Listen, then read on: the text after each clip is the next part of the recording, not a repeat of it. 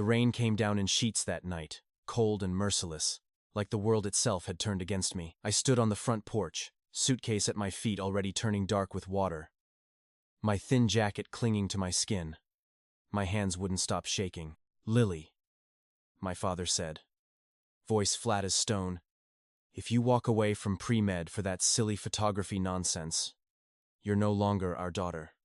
My stepmother stood just behind him, arms folded, lips pressed into that familiar line of disgust. They didn't even let me explain. I had dropped out of the program 2 weeks earlier, telling them the truth. I couldn't spend my life in hospitals when my heart only lit up behind a lens. The door slammed. The lock clicked. My phone buzzed in my pocket, a single text. "Do not contact us again. You are dead to this family." I was 22. No money, no place to go, just the suitcase and the rain that kept falling, soaking through every layer until I couldn't tell where the tears ended and the storm began. I walked until my legs burned, then curled up on a bus stop bench, suitcase as a pillow, wondering how blood could turn so cold. For the next 3 weeks I lived like a ghost. Shelters were full or dangerous. Parks became my bedroom. I washed my hair in gas station, sinks, and ate whatever people threw away. My feet blistered from walking job interviews. I never got "no fixed address," they'd say, eyes sliding away. Every night, I asked the same question into the dark. How did my dream become a crime?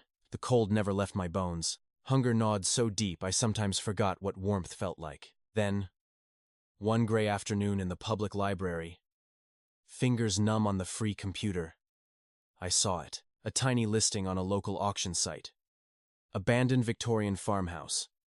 Needs total renovation. Starting bid $1. Must be claimed within 48 hours or demolished. The photos showed peeling paint, broken shutters, vines swallowing the porch. It was 2 hours outside the city, in the middle of nowhere. I stared at the price until my eyes blurred. $1.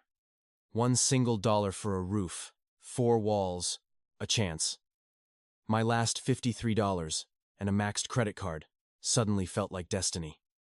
Before I could talk myself out of it, I clicked, "Buy now." The confirmation email hit my inbox like a heartbeat. I was going to own a house, or die trying. The bus ride felt endless. When I finally stepped off at the dusty crossroads, suitcase heavier than ever, the house waited at the end of a long gravel drive like something out of a nightmare. Windows stared blankly. The front door hung crooked on rusty hinges. Inside, the smell of mold and old wood wrapped around me like a damp blanket. Rain dripped through the ceiling in 3 places. Floorboards groaned under my sneakers. I had no electricity, no heat, just a sleeping bag and a flashlight. That first night I cried until my throat hurt. Curled on the dusty floor while wind howled through cracks, but something in me refused to break completely. I started small. I nailed plastic over the worst windows, swept decades of dirt into piles, scrubbed the kitchen counter until my knuckles bled. Every ache reminded me I was still fighting. Then, on the 3rd evening, while dragging an old trunk out of the attic, I found it. Inside lay a beautiful vintage Leica camera, heavy and cool in my palms. Rolls of undeveloped film were tucked beside it, each labeled in faded ink. "For the one who sees." My fingers trembled as I opened the first canister later that night by candlelight. The photos spilled out like secrets. Black and white images of misty fields, laughing children, a woman standing on the same porch I now owned her face. It looked like mine. Same wide eyes, same stubborn tilt of the chin. I found a leather journal wedged at the bottom. The handwriting was elegant, but tired. They called my passion a waste of time. It read, told me a woman's place was in the home or the hospital. I chose light instead. Page after page. The words mirrored my own pain. Eleanor, my paternal grandmother. My father had always said she died when I was little. But here she was, alive on paper, disowned for the exact same bad career choice. I spent the next weeks half repairing, half reading. I patched walls during the day, developed film at night in a makeshift darkroom using the bathroom sink. Each new print felt like a conversation with someone who understood. The house slowly warmed under my hands. I planted wildflowers in the front yard. The creeks became familiar friends instead of threats. For the first time since the rain, hope flickered small, fragile, but real. Then came the night that changed everything. A bad storm rattled the old bones of the house. I was patching a hole in the upstairs hallway when my hammer struck something hollow. Heart hammering. I pried away the plaster. Behind it was a small metal box, sealed with tape yellowed by time. Inside, more journal pages and a thick envelope marked, "For my granddaughter Lily, only if she chooses the light." My knees gave out.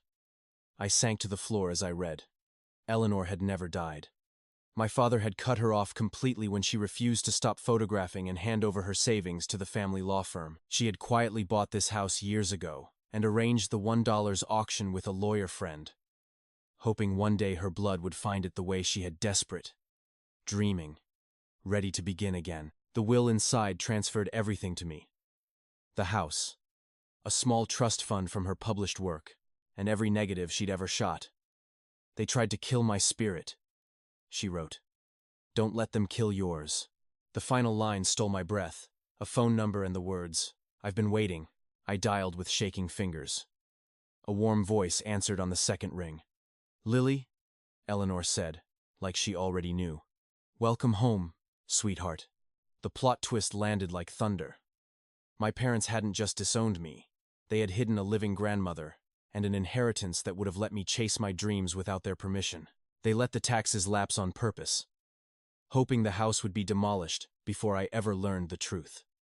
By buying it for $1, I had claimed what was always meant to be mine. 6 months later, the house glows with string lights. The darkroom is finished. My photographs raw, honest, full of the same light Eleanor once chased, now hang on the walls I rebuilt. My Instagram, once empty, now reaches thousands who say my work gives them courage. Eleanor visits every weekend. We laugh over coffee and plan exhibitions together. My parents sent one careful message asking to talk. I left it unread. Some nights I still sit on the porch where it all began, listening to the quiet creak of floorboards that no longer scare me. The rain doesn't feel like an ending anymore. It feels like a beginning. If you're out there right now, suitcase in the rain, heart shattered by the people who were supposed to love you, keep walking. Your abandoned house is waiting. Your real family might not share your blood. And sometimes the worst bad career choice is the only door that leads you home. I'm Lily. I lost everything. Then I found more than I ever dreamed. And so can you. I'm Lily. I lost everything. Then I found more than I ever dreamed. And so can you.